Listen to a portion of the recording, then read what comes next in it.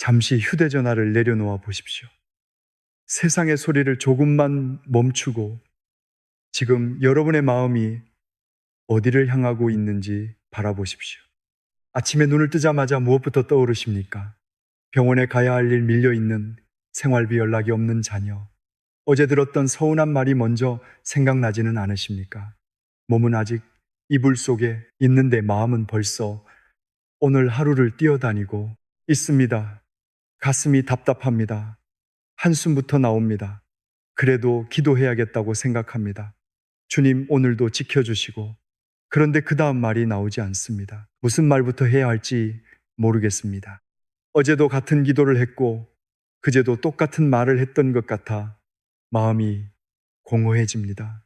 나는 왜 기도를 잘하지 못할까? 성도 여러분, 그런 마음 때문에 자신을 꾸짖지 마십시오. 괜찮습니다. 수십 년 교회를 다닌 분도 그렇습니다. 새벽마다 기도 자리를 지켜온 분도 어느 날은 아무 말이 나오지 않습니다. 너무 지치면 눈물만 흐를 때도 있습니다. 기도는 말을 잘하는 시간이 아닙니다. 하나님 앞에 나를 숨기지 않는 시간입니다. 오늘 이 말씀을 끝까지 들으시면 내일부터 무엇을 기도해야 할지 몰라 막막해하지 않으셔도 됩니다. 예수님께서 이미 우리에게 기도의 길을 주셨기 때문입니다. 바로 주기도문입니다. 우리는 주기도문을 잘 압니다. 어릴 때부터 외웠습니다. 예배 때마다 암송했습니다. 너무 익숙해서 입술은 먼저 움직이는데 마음은 따라가지 못할 때도 있습니다. 그러나 익숙하다는 것이 다 안다는 뜻은 아닙니다. 매일 열고 닫는 집문도 어느 날 자세히 보면 손잡이에 작은 흠집이 보입니다. 늙었던 골목도 새벽빛 아래에서는 전혀 다른 길처럼 보입니다. 주기도문도 그렇습니다. 천천히 다시 들여다보면 그 안에 오늘을 살아갈 힘이 들어 있습니다. 오늘부터 우리는 주기도문의 7강구를 한 구절씩 마음에 담아보려고 합니다. 관계를 회복하고 시선을 바꾸며 내 고집을 내려놓고 오늘의 양식을 구하고 용서하며 악에서 보호받는 기도입니다. 이 말씀이 필요한 분이 떠오르신다면 함께 나누어 주십시오. 기도가 막혀 혼자 소갈이 하는 분에게 작은 문이 열릴 수 있습니다. 구독과 좋아요도 더 많은 분이 이 말씀을 만나는데 도움이 됩니다. 이제 첫 번째 기도로 들어가겠습니다. 하늘에 계신 우리 아버지여, 마태복음 6장 9절에서 예수님께서 말씀하셨습니다. 그러므로 너희는 이렇게 기도하라. 하늘에 계신 우리 아버지여. 예수님께서는 왜 기도를 부탁으로 시작하지 않으셨을까요? 왜 건강을 구하거나 문제 해결을 구하기 전에 아버지를 부르라고 하셨을까요? 기도에서 가장 먼저 회복되어야 할 것은 상황이 아니라 관계이기 때문입니다. 나는 혼자가 아니다. 내게는 아버지가 계신다. 그분은 멀리서 나를 지켜보기만 하시는 분이 아닙니다. 내가 어떤 형편에 있는지 아시고 내가 미처 말하지 못한 것까지 헤아리시는 아버지이십니다. 72살 된 한 권사님이 계셨습니다. 권사님에게는 50살이 가까워진 딸이 하나 있었습니다. 딸은 결혼 생활에 큰 어려움을 겪고 있었지만 어머니에게 자세히 말하지 않았습니다. 전화를 걸면 늘 괜찮다고 했습니다.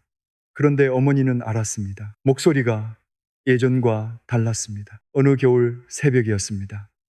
권사님은 아파트 작은 부엌에 혼자 앉아 있었습니다. 냉장고 돌아가는 낮은 소리가 들렸고 식탁 위에는 전날 마시다 남긴 보리차가 차갑게 식어 있었습니다. 창문 틈으로 희미한 새벽빛이 들어왔습니다. 권사님은 딸에게 전화를 걸까 하다가 내려놓았습니다. 괜히 물으면 더 힘들게 할 것 같았습니다. 그렇다고 아무것도 하지 않고 있을 수는 없었습니다. 기도해야 했습니다. 그런데 말이 나오지 않았습니다. 딸의 가정을 지켜달라고 해야 할지, 사위를 변화시켜달라고 해야 할지, 당장 집으로 돌아오라고 해야 할지 알 수 없었습니다. 머릿속에는 수많은 문장이 떠올랐지만 입술은 굳어 있었습니다. 그때 권사님이 아주 작게 말했습니다. 하늘에 계신 우리 아버지. 그 말을 하는 순간 눈물이 떨어졌습니다. 식탁 위에 한 방울 또 한 방울 떨어졌습니다. 아버지, 딸에게도 아버지가 계시고 나에게도 아버지가 계시다는 사실이 자문 깊이 들어왔습니다. 내가 딸의 인생을 다 책임져야 하는 것이 아니었습니다. 내가 모르는 곳에서도 하나님 아버지께서 딸을 보고 계셨습니다. 상황이 곧바로 바뀐 것은 아닙니다. 그런데 그 아침부터 권사님의 마음이 달라졌습니다. 딸에게 전화할 때마다 불안한 질문부터 쏟아내지 않았습니다. 왜 그러고 사느냐고 재촉하지도 않았습니다. 먼저 밥은 먹었느냐고 물었습니다. 네가 어떤 결정을 하든 엄마는 네 편이라고 말했습니다. 그날 이후로 딸도 조금씩 마음을 열기 시작했습니다. 몇 주 뒤 딸은 어머니에게 처음으로 자신의 아픔을 털어놓았습니다. 권사님은 해답을 말하지 않았습니다. 전화기 너머로 조용히 울어주었습니다. 그리고 함께 기도했습니다. 하늘에 계신 우리 아버지, 우리를 불쌍히 여겨주십시오. 그게 전부였습니다. 스승심. 성도 여러분, 옐레레라. 아버지를 부르는 순간 우리는 문제보다 먼저 우리의 신분을 기억하게 됩니다. 나는 버려진 사람이 아닙니다. 세상에 혼자 던져진 존재도 아닙니다. 나는 하나님의 자녀입니다. 오늘 해결되지 않은 문제가 있습니까? 자녀의 일 때문에 가슴이 무너집니까? 병원 검사 결과를 기다리고 계십니까? 아무에게도 말하지 못한 두려움이 있습니까? 내일 아침 눈을 뜨면 다른 생각이 밀려오기 전에 먼저 불러 보십시오. 하늘에 계신 우리 아버지, 천천히 부르십시오. 2번, 3번 불러도 좋습니다. 눈물이 나면 그대로 계십시오. 아무 말이 이어지지 않아도 괜찮습니다. 아버지를 부른 것 자체가 기도의 시작입니다. 그 한마디 안에 여러분의 외로움도 있고 걱정도 있으며 아직 설명하지 못한 아픔도 들어 있습니다. 아버지는 이미 알고 계십니다. 내일은 혼자 하루를 시작하지 마십시오. 하늘에 계신 우리 아버지와 함께 시작하십시오. 하늘에 계신 우리 아버지를 부르고 나면 예수님께서는 곧바로 이렇게 기도하라고 하셨습니다. 이름이 거룩히 여김을 받으시오며. 마태복음 6장 9절의 말씀입니다. 성도 여러분, 우리는 기도할 때 대개 내 형편부터 말씀드립니다. 주님 건강을 지켜주십시오. 자녀의 길을 열어주십시오. 이 문제를 해결해 주십시오. 잘못된 기도가 아닙니다. 아버지께 자녀의 필요를 아뢰는 것은 너무나 자연스러운 일입니다. 그런데 예수님께서는 우리의 필요보다 먼저 하나님의 이름을 구하게 하셨습니다. 왜 그러셨을까요? 기도의 목적이 하나님을 내 뜻에 맞추는데 있지 않기 때문입니다. 기도는 내 삶이 하나님께 맞추어지는 시간입니다. 이름이 거룩히 여김을 받으시오며, 이 말은 하나님의 이름이 높임을 받게 해 달라는 뜻입니다. 오늘 내가 하는 말과 행동을 통해 하나님이 어떤 분이신지가 드러나게 해 달라는 기도입니다. 내 이익보다 하나님의 영광을 먼저 생각하게 해 달라는 고백입니다. 입으로는 쉽습니다. 그러나 삶에서는 어렵습니다. 우리는 억울한 일을 당하면 내가 옳다는 것을 증명하고 싶습니다. 손해를 보면 어떻게든 되찾고 싶습니다. 사람들이 나를 무시하면 내 체면을 세우고 싶습니다. 그 마음은 너무나 자연스럽습니다.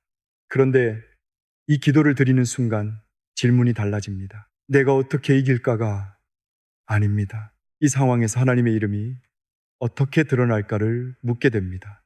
60여살 된 한 집사님이 작은 식당을 운영하고 계셨습니다. 20해가 넘도록 같은 골목에서 국밥을 팔았습니다. 새벽 5시면 가게 문을 열었고 큰 솥에 육수를 올렸습니다.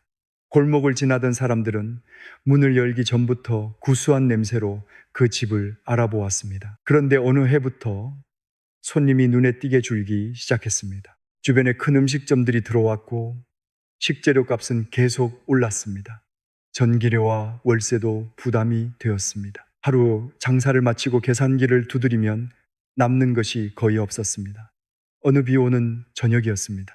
마지막 손님이 돌아간 뒤 집사님은 불을 절반만 켠 채 식탁에 앉아 있었습니다. 주방에서는 식어가는 국 냄새가 났고 꺼진 환풍기 날개가 멈추면서 금속이 떨리는 소리가 났습니다. 냉장고 문 옆에는 납품 대금 청구서가 자석에 눌려 있었습니다. 집사님은 그 종이를 한참 바라보았습니다. 이제 문을 닫아야 하나. 직원 한 사람의 월급도 걱정이었습니다. 집사님은 밤마다 하나님께 기도했습니다. 주님, 손님을 보내주십시오. 매출을 올려주십시오. 이 가게를 살려주십시오. 간절했습니다. 그런데 기도하고 나서도 마음은 더 조급해졌습니다. 손님 한 사람이 문 앞을 그냥 지나가면 괜히 화가 났습니다. 다른 식당에 줄이 서 있는 것을 보면 속이 쓰렸습니다. 남편에게도 짜증을 냈고 직원이 작은 실수를 하면 목소리가 높아졌습니다. 그러던 주일 아침 예배 중에 주기도문을 함께 드렸습니다. 이름이 거룩히 여김을 받으시오며 평소에도 수없이 했던 말이었습니다. 그런데 그날은 그 문장에서 마음이 멈추었습니다. 집사님은 생각했습니다. 나는 지금 가게가 살아나는 것만 구하고 있구나. 이 가게를 통해 하나님의 이름이 어떻게 드러날지는 한 번도 묻지 않았구나. 그날 밤 가게 문을 닫고 혼자 남았습니다. 주방 바닥은 물청소를 해서 차가웠고 창밖 처마에서는 빗물이 일정한 간격으로 떨어졌습니다. 집사님은 의자에 앉아 이렇게 기도했습니다. 하나님이 식당이 계속되든 문을 닫게 되든 주님의 이름이 부끄럽게 되지 않게 해주십시오. 손님이 많을 때만 친절한 사람이 되지 않게 해주십시오. 어렵다고 사람을 함부로 대하지 않게 해주십시오. 이곳을 통해 주님의 선하심이 드러나게 해주십시오. 상황은 다음 날에도 같았습니다. 손님이 갑자기 몰려오지 않았습니다. 밀린 돈이 사라진 것도 아니었습니다.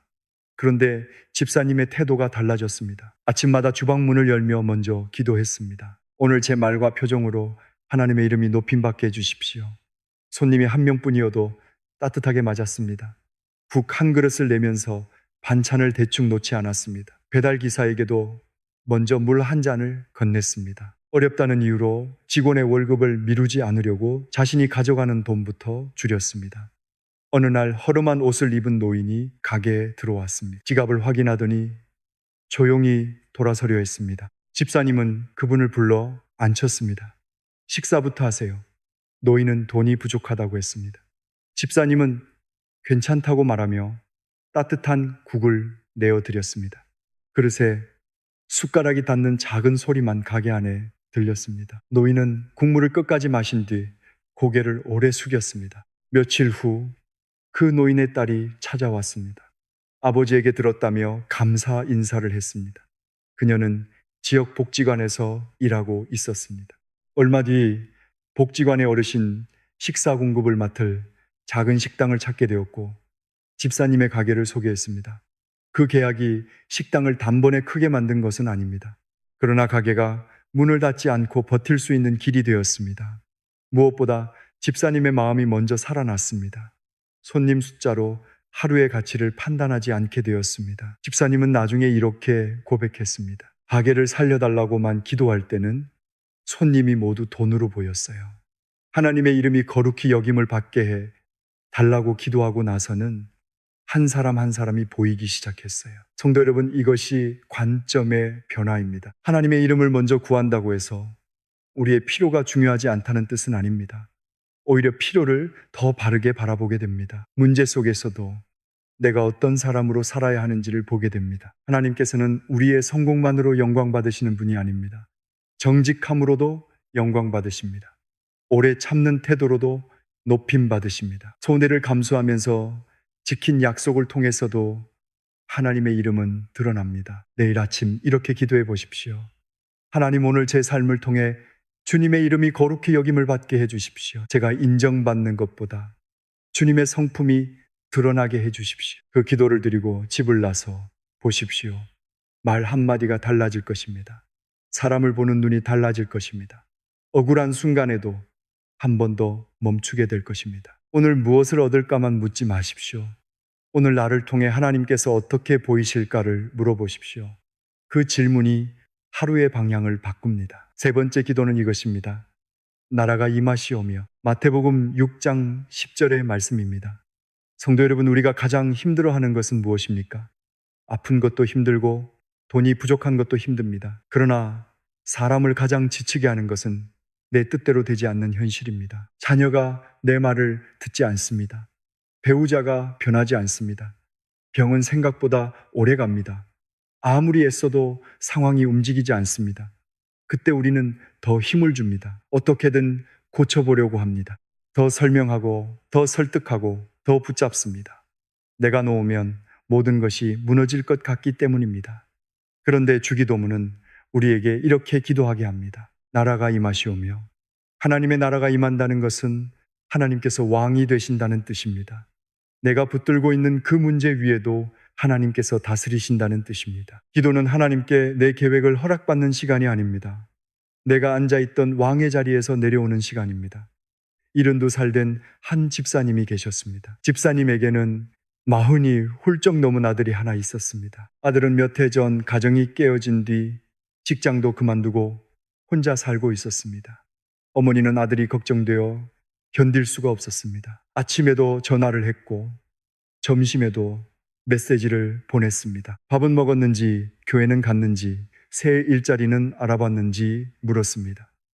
아들이 답을 하지 않으면 마음이 더 조급해졌습니다. 어느 날은 아들의 집 앞까지 찾아갔습니다. 복도 센서 등이 켜졌다 꺼지기를 반복했습니다. 문 안에서는 텔레비전 소리가 작게 들렸지만 아들은 문을 열어주지 않았습니다. 집사님은 비닐봉지에 넣어간 반찬을 문고리에 걸어두고 돌아왔습니다. 엘리베이터 안거울에 비친 자신의 얼굴이 낯설었습니다. 집으로 돌아오는 버스 안에서 눈물이 났습니다. 내가 무엇을 잘못했을까? 조금만 더 잘 키웠다면 이렇지 않았을 텐데. 그날 밤 잠을 이루지 못했습니다. 벽시계 초침 소리가 방 안을 가득 채웠습니다. 새벽이 가까워질 무렵 집사님은 침대에서 내려와 무릎을 꿇었습니다. 늘 하던 기도를 시작했습니다. 주님, 우리 아들을 정신 차리게 해 주십시오. 좋은 직장을 얻게 해 주십시오. 다시 교회에 나가게 해 주십시오. 그런데 그날은 입술이 멈추었습니다. 나라가 임하시오며 그 말이 마음에 오래 남았습니다. 집사님은 그제야 깨달았습니다. 아들의 인생을 하나님께 맡긴다고 말하면서도 실제로는 자신이 다스리려 했다는 것을요. 아들이 어떤 순서로 회복돼야 하는지, 언제 직장을 구해야 하는지, 누구를 만나야 하는지까지 자신이 정해놓고 있었습니다. 집사님은 한참을 울다가 이렇게 기도했습니다. 하나님, 아들의 인생에 하나님의 나라가 임하게 해 주십시오. 제가 아들의 왕이 되려 했습니다. 이제 내려놓겠습니다. 제가 원하는 모습보다 하나님께서 원하시는 사람이 되게 해 주십시오. 그날 아침에도 아들의 상황은 달라지지 않았습니다. 그런데 집사님의 행동은 달라졌습니다. 하루에 여러 번 하던 전화를 줄였습니다. 대신 짧은 메시지를 보냈습니다. 밥 잘 챙겨 먹어라. 엄마는 너를 믿고 기다린다. 아들을 만났을 때도 충고부터 하지 않았습니다. 이야기를 들었습니다. 침묵이 길어져도 재촉하지 않았습니다. 2달쯤 지나 아들이 먼저 전화를 걸어왔습니다. 당장 좋은 직장을 얻었다는 소식은 아니었습니다. 작은 목공 작업장에서 일을 배우기 시작했다는 말이었습니다. 예전에 어머니가 생각했던 길과는 전혀 달랐습니다. 그러나 아들의 목소리에는 오래간만에 힘이 있었습니다. 그 후 아들은 조금씩 생활의 리듬을 되찾았습니다. 모든 문제가 한 번에 해결된 것은 아닙니다. 그래도 어머니는 더 이상 아들의 인생을 끌고 가려 하지 않았습니다. 집사님은 이렇게 말씀하셨습니다. 제가 손을 놓으니까 아들이 무너질 줄 알았어요. 그런데 제가 놓은 자리에 하나님이 계셨어요. 성도 여러분, 내려놓는다는 것은 포기하는 것이 아닙니다. 더 크신 손에 맡기는 것입니다. 내일 아침 이렇게 기도해 보십시오. 하나님, 오늘 제 가정에 하나님의 나라가 임하게 해 주십시오. 제가 다스리려 했던 것을 내려놓습니다. 주님께서 왕이 되어 주십시오. 그러면 4번째 기도가 이어집니다. 뜻이 하늘에서 이루어진 것 같이 땅에서도 이루어지이다. 이 기도는 하나님의 통치를 인정하는 데서 한 걸음 더 나아갑니다. 하나님께서 왕이시라면 나는 그분의 뜻에 순종하겠다는 고백입니다. 우리는 하나님의 뜻을 구한다고 말합니다. 그러나 속으로는 이미 답을 정해놓을 때가 많습니다. 주님, 뜻을 보여주십시오. 다만 제가 원하는 뜻이면 좋겠습니다. 그렇지 않습니까? 하늘에서는 하나님의 뜻이 미뤄지지 않습니다. 천사들이 순종할지 말지 오래 계산하지 않습니다. 하나님의 뜻은 온전히 이루어집니다. 그래서 이 기도는 두려운 기도입니다. 주님, 제 감정보다 주님의 뜻을 따르게 해 주십시오. 편한 길보다 옳은 길을 선택하게 해 주십시오. 예수님께서는 요한복음 14장 21절에서 말씀하셨습니다. 나의 계명을 지키는 자라야 나를 사랑하는 자니 나를 사랑하는 자는 내 아버지께 사랑을 받을 것이요 나도 그를 사랑하여 그에게 나를 나타내리라. 순종은 하나님을 사랑한다는 가장 구체적인 표현입니다. 64살 된 한 권사님이 계셨습니다. 권사님에게는 자신보다 8살 많은 언니가 있었습니다. 언니는 혼자 살고 있었는데 몇 해 전부터 같은 말을 반복하고 약속을 자주 잊기 시작했습니다. 병원에서는 초기 치매 가능성이 있다고 했습니다. 권사님은 언니를 가까운 곳으로 모셔왔습니다. 처음에는 잘할 수 있을 것 같았습니다. 그러나 시간이 지나자 지쳤습니다. 언니는 새벽에 문을 열고 나가려 했습니다. 밥을 먹고도 밥을 달라고 했습니다. 물건이 없어지면 동생이 가져갔다며 화를 냈습니다. 어느 늦은 오후였습니다. 권사님은 부엌에서 죽을 끓이고 있었습니다. 냄비 뚜껑이 다그락거렸고 거실에서는 언니가 같은 질문을 5번째 하고 있었습니다. 내 가방 어디 갔니? 권사님은 참다가 목소리를 높였습니다. 언니 아까도 말했잖아. 방에 있다고. 말이 나가자마자 언니의 얼굴이 굳었습니다. 어린아이처럼 입술을 떨었습니다. 권사님은 미안했지만 곧바로 사과하지 못했습니다. 자신도 너무 지쳐 있었기 때문입니다. 그날 밤 권사님은 기도했습니다. 주님, 저는 더 못하겠습니다. 왜 제게 이런 일을 맡기셨습니까? 그때 뜻이 하늘에서 이루어진 것 같이 땅에서도 이루어지이다 라는 말씀이 떠올랐습니다. 권사님은 오래 침묵했습니다. 하나님의 뜻이 언제나 쉬운 것은 아닙니다. 때로는 내가 피하고 싶은 사람 곁을 지키는 것이 하나님의 뜻일 수 있습니다. 큰일을 하는 것만 순종이 아닙니다. 같은 질문에 다시 대답하는 것도 순종입니다. 권사님은 다음날 아침 언니 곁에 앉았습니다. 언니의 손은 차가웠고 손등에는 검버섯이 짙었습니다. 권사님이 말했습니다.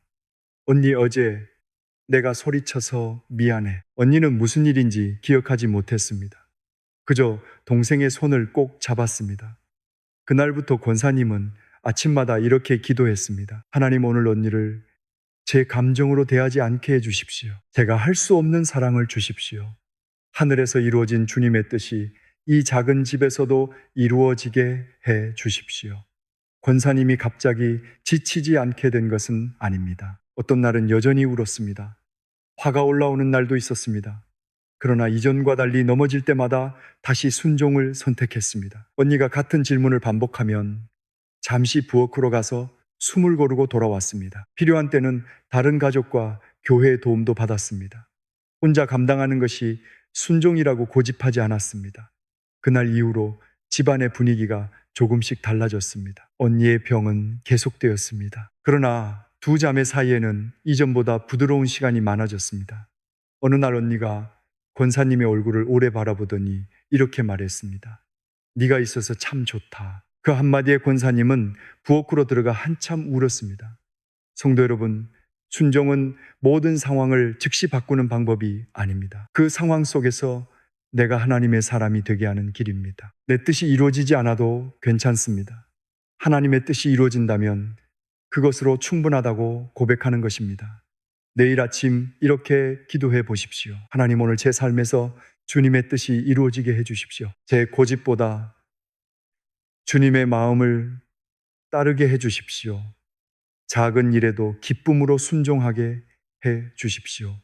하나님께 왕의 자리를 돌려드리십시오. 그리고 그분의 뜻 앞에 한 걸음 순종해 보십시오. 그 한 걸음이 여러분의 하루를 바꿀 것입니다. 5번째 기도는 이것입니다. 오늘 우리에게 일용할 양식을 주시옵고, 마태복음 6장 11절의 말씀입니다. 성도 여러분, 우리는 오늘보다 내일을 더 걱정할 때가 많습니다. 아직 오지도 않은 다음 달을 생각하며 잠을 이루지 못합니다. 병원비는 어떻게 마련할지, 생활비는 얼마나 더 오를지, 자녀에게 도움을 주지 못하면 어떻게 할지 마음속으로 계속 계산합니다. 계산할수록 불안해집니다. 가진 것은 작아 보이고 필요한 것은 끝이 없어 보입니다. 그런데 예수님께서는 한 달치 양식을 구하라고 하지 않으셨습니다. 1년 동안 걱정 없이 살 수 있는 충분한 재물을 달라고도 하지 않으셨습니다. 오늘 우리에게 일용할 양식을 달라고 하셨습니다. 여기에는 하나님의 깊은 사랑이 담겨 있습니다. 하나님은 우리가 미래를 준비하지 말라고 하시는 것이 아닙니다. 책임 없이 살라는 말씀도 아닙니다. 아직 오지 않은 내일을 오늘의 어깨에 올려놓지 말라는 것입니다. 오늘의 짐만 지십시오. 내일의 짐은 내일 하나님께서 함께 져주십니다.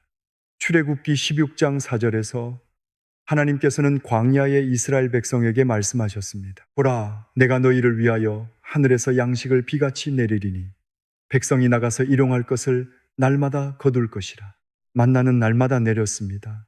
백성들은 하루에 필요한 만큼 거두었습니다. 욕심을 내어 다음 날 것까지 쌓아둔 만나는 썩고 냄새가 났습니다. 왜 하나님께서 날마다 주셨을까요? 백성들이 날마다 하나님을 바라보게 하시기 위해서였습니다. 어제 주신 하나님이 오늘도 주시고 오늘 먹이신 하나님이 내일도 버리지 않으신다는 사실을 배우게 하신 것입니다. 68살 된 한 집사님 부부가 계셨습니다. 남편은 평생 작은 공장에서 일했습니다. 큰 돈을 모으지는 못했지만 성실하게 살아왔습니다. 은퇴한 뒤에는 많지 않은 연금으로 생활했습니다. 두 분은 필요한 것을 줄이며 조용히 지냈습니다. 그러던 어느 봄 남편이 갑자기 가슴 통증을 호소했습니다.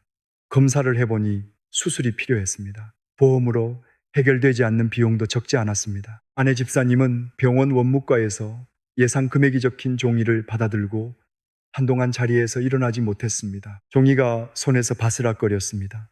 병원 복도 끝에서는 청소용 소독약 냄새가 났고 창문으로 들어온 햇빛은 이상하리만큼 밝았습니다. 집사님은 숫자를 다시 보고 또 보았습니다. 집으로 돌아온 뒤부터 잠이 오지 않았습니다.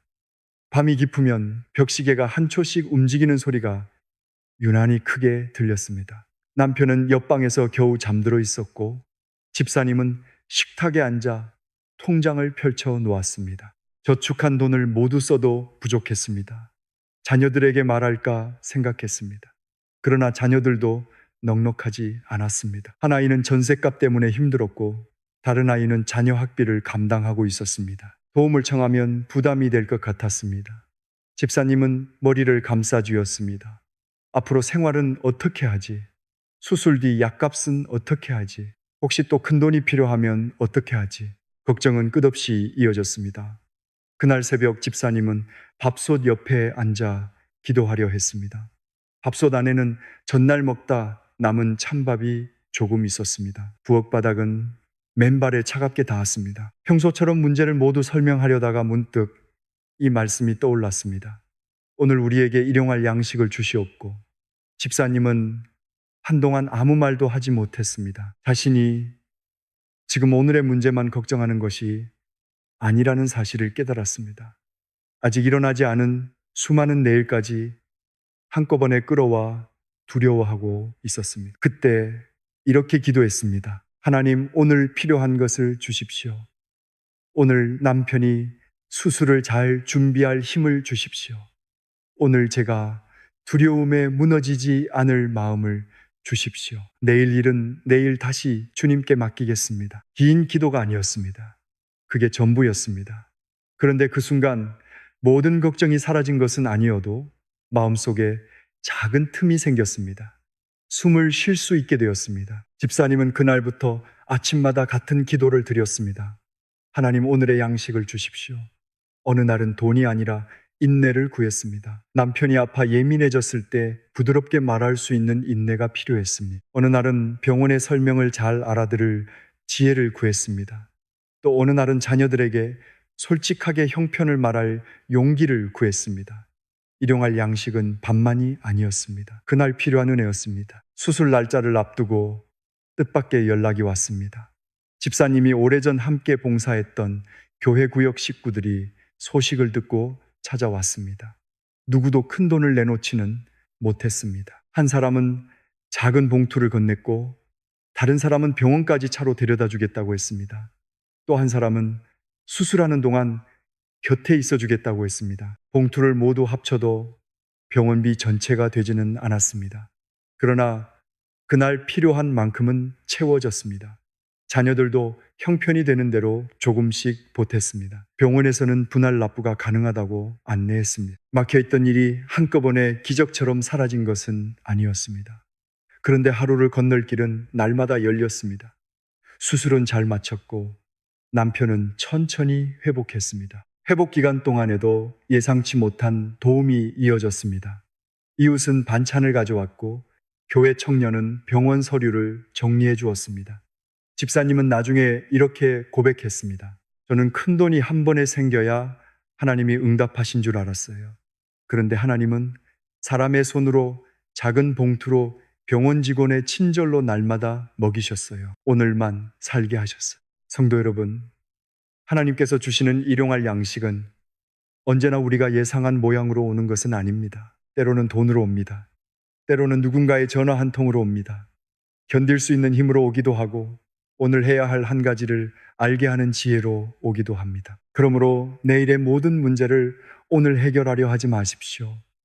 오늘 필요한 은혜를 구하십시오. 내일 아침 이렇게 기도해 보십시오. 하나님, 오늘 우리에게 일용할 양식을 주십시오. 오늘 해야 할 일을 감당할 힘을 주십시오. 오늘 만날 사람을 사랑할 마음을 주십시오. 내일 일은 주님의 손에 맡기게 해 주십시오. 그리고 오늘 받은 것을 바라보십시오. 아침에 눈을 뜬 것, 마실 물이 있는 것, 전화할 사람이 있는 것, 다시 기도할 수 있는 것, 작아 보여도 그것이 오늘의 만나일 수 있습니다. 괜찮습니다. 내일의 양식이 아직 보이지 않아도 괜찮습니다. 오늘 먹이시는 하나님께서 내일 갑자기 다른 분이 되시지 않습니다. 오늘을 붙드신 그 손이 내일도 여러분을 붙드실 것입니다. 여섯 번째 기도는 이것입니다. 우리가 우리에게 죄 지은 자를 사하여 준 것 같이 우리 죄를 사하여 주시옵고. 마태복음 6장 12절의 말씀입니다. 성도 여러분, 마음에 떠오르는 사람이 있습니까? 이름만 들어도 가슴이 굳어지는 사람 생각만 하면 억울함이 다시 살아나는 사람 말입니다. 가족에게 받은 상처는 더 깊습니다. 모르는 사람의 말은 시간이 지나면 잊히지만 가까운 사람에게 받은 상처는 오래 남습니다. 특히 돈과 재산이 얽히면 관계는 쉽게 무너집니다. 69살 된 한 장로님이 계셨습니다. 장로님에게는 5살 아래 남동생이 있었습니다. 부모님이 돌아가신 뒤 형제들은 작은 밭과 오래된 집 한 채를 정리해야 했습니다. 처음에는 큰 문제가 없어 보였습니다. 그런데 서류를 확인하는 과정에서 장로님은 동생이 미리 일부 재산을 자신의 명의로 돌려놓은 사실을 알게 되었습니다. 동생은 부모님을 가까이에서 모셨으니 그 정도는 당연하다고 말했습니다. 장로님은 견딜 수가 없었습니다. 돈의 액수 때문만은 아니었습니다. 평생 믿었던 동생이 자신을 속였다는 사실이 더 아팠습니다. 어린 시절 한 이불을 덮고 잤던 동생이었습니다. 학교에 갈 때 업어주기도 했고 군대에 갈 때 울며 배웅했던 동생이었습니다.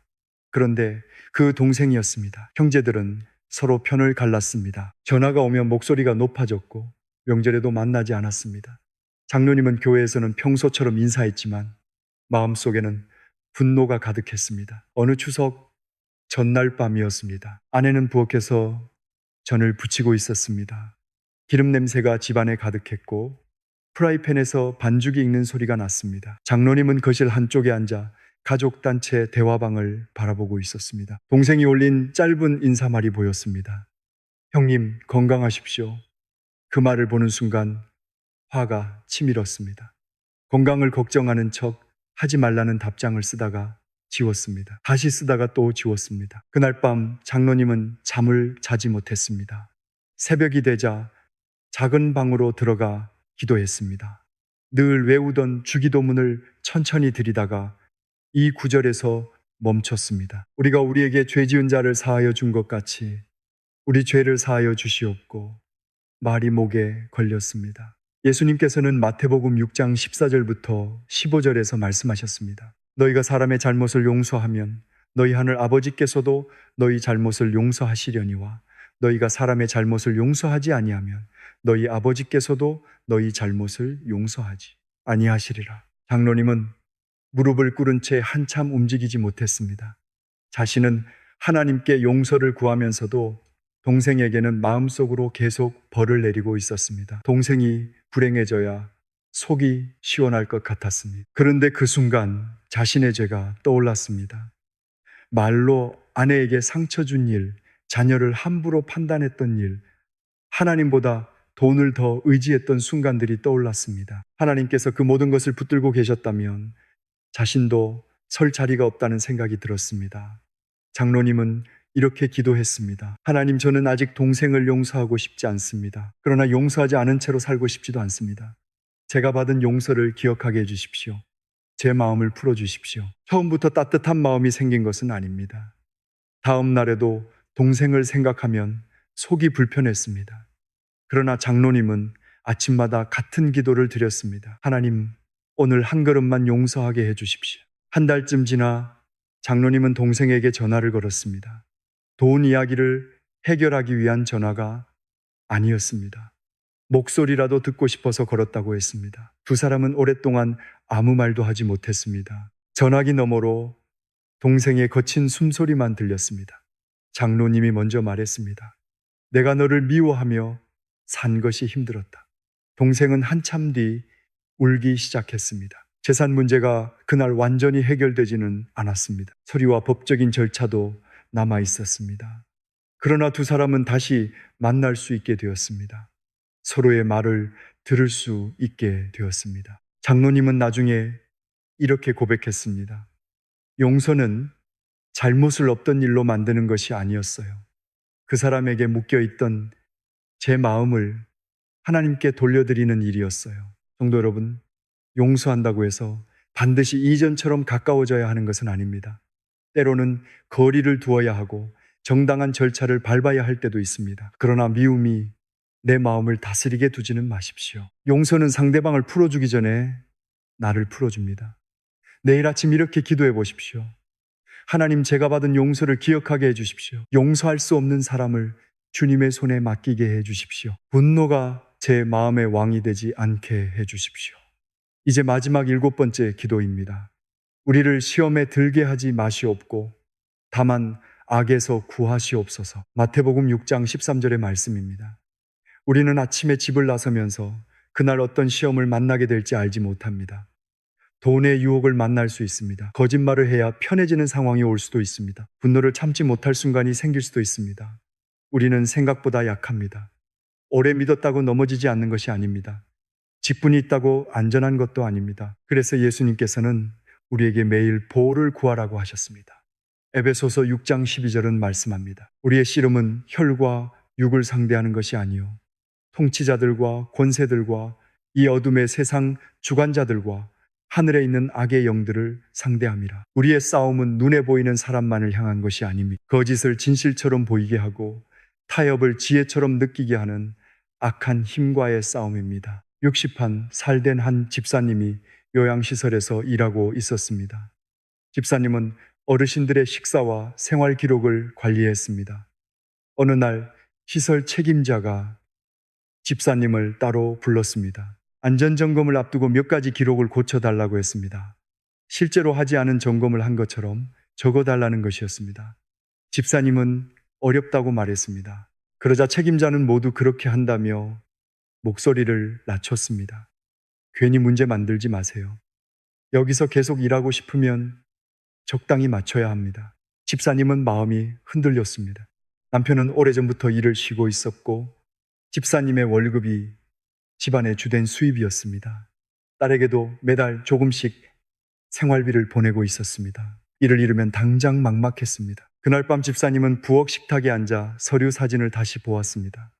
전등 아래 종이는 희게 빛났고 보일러가 멈춘 뒤 집안은 금세 차가워졌습니다. 서명만 하면 끝나는 일이었습니다. 아무도 모를 것 같았습니다. 그런데 마음속에서는 계속 한 말씀이 떠올랐습니다. 우리를 시험에 들게 하지 마시옵고 다만 악에서 구하시옵소서. 집사님은 두 손을 모았습니다. 하나님, 저는 약합니다. 직장을 잃을까 두렵습니다. 잘못인 줄 알면서도 타협하고 싶습니다. 저를 이 시험에서 지켜주십시오. 정직할 용기를 주십시오. 다음 날 책임자는 다시 서류를 내밀었습니다. 집사님의 손이 떨렸습니다. 목도 말랐습니다.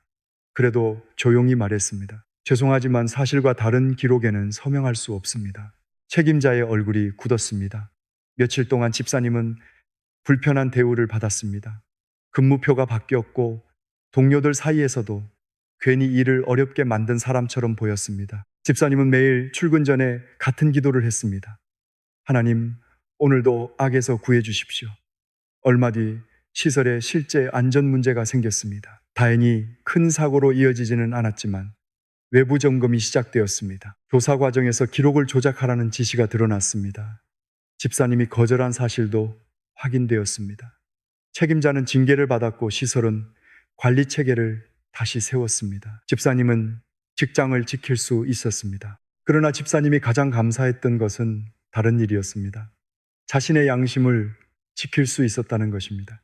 집사님은 이렇게 말했습니다. 상황이 잘 끝나서 감사한 것도 있지만 그날 제가 제 손으로 거짓에 서명하지 않도록 지켜주신 것이 더 감사했어요. 잠언 18장 10절은 말씀합니다. 여호와의 이름은 견고한 망대라. 의인은 그리로 달려가서 안전함을 얻느니라. 성도 여러분, 하나님의 보호는 시험이 아예 오지 않는다는 뜻만은 아닙니다. 시험이 와도 넘어지지 않도록 붙드시는 것이 보호입니다. 잘못된 길 앞에서 멈출 힘을 주시는 것도 보호입니다. 이미 악한 상황에 들어갔을 때 빠져나올 문을 보여주시는 것도 하나님의 구원입니다. 내일 아침 이렇게 기도해 보십시오. 하나님, 오늘 저를 시험에 들게 하지 마십시오. 제 약함을 아시오니 악한 생각과 거짓된 선택에서 지켜주십시오. 제가 넘어질 때 붙드시고 악에서 건져주십시오. 혼자 강해지려고 하지 마십시오. 약함을 인정하고 하나님께 달려가십시오. 그분은 우리의 견고한 망대이십니다. 성도 여러분, 이제 우리는 주기도문 안에 담긴 7가지 기도를 함께 살펴보았습니다. 하늘에 계신 우리 아버지여, 이 기도는 관계를 회복합니다. 나는 혼자가 아니라는 사실을 기억하게 합니다. 내게는 나를 버리지 않으시는 아버지가 계십니다. 이름이 거룩히 여김을 받으시오며 이 기도는 시선을 바꿉니다. 오늘 무엇을 얻을지만 묻지 않고 오늘 나를 통해 하나님의 성품이 어떻게 드러날지를 생각하게 합니다. 나라가 임하시오며 이 기도는 내가 붙잡고 있던 왕의 자리를 하나님께 돌려드립니다. 모든 것을 통제하려는 손을 펴고 하나님의 다스리심을 신뢰하게 합니다. 뜻이 하늘에서 이루어진 것 같이 땅에서도 이루어지이다. 이 기도는 순종을 선택하게 합니다. 내가 편한 길보다 하나님께서 기뻐하시는 길을 걷게 합니다.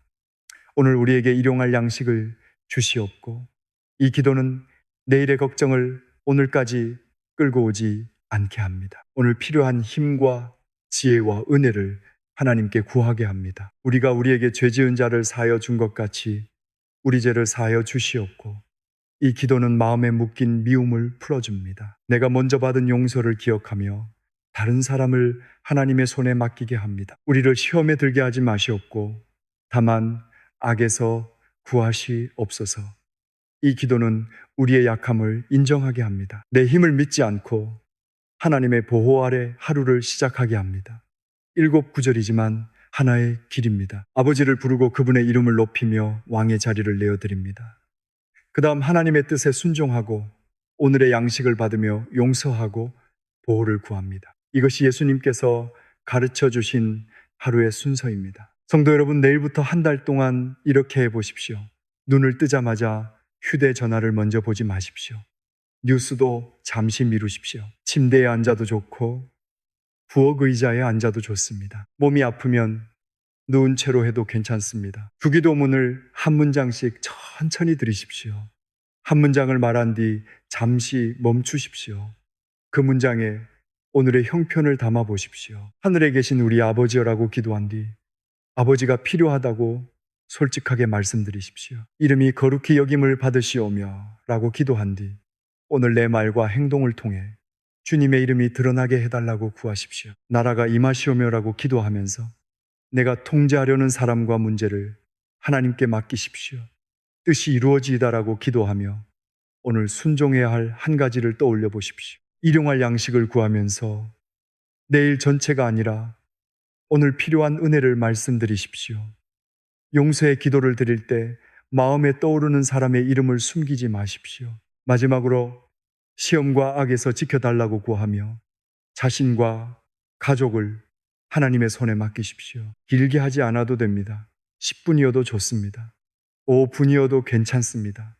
말이 나오지 않는 날에는 주기도문만 천천히 읽으십시오. 중요한 것은 잘하는 것이 아닙니다. 날마다 하나님 앞에 서는 것입니다. 어느 날은 아무 느낌이 없을 수 있습니다.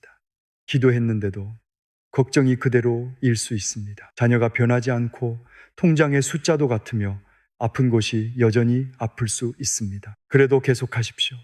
기도는 하나님을 움직이기 전에 우리를 하나님 곁에 머물게 합니다. 우리 마음이 흔들려도 하나님은 흔들리지 않으십니다.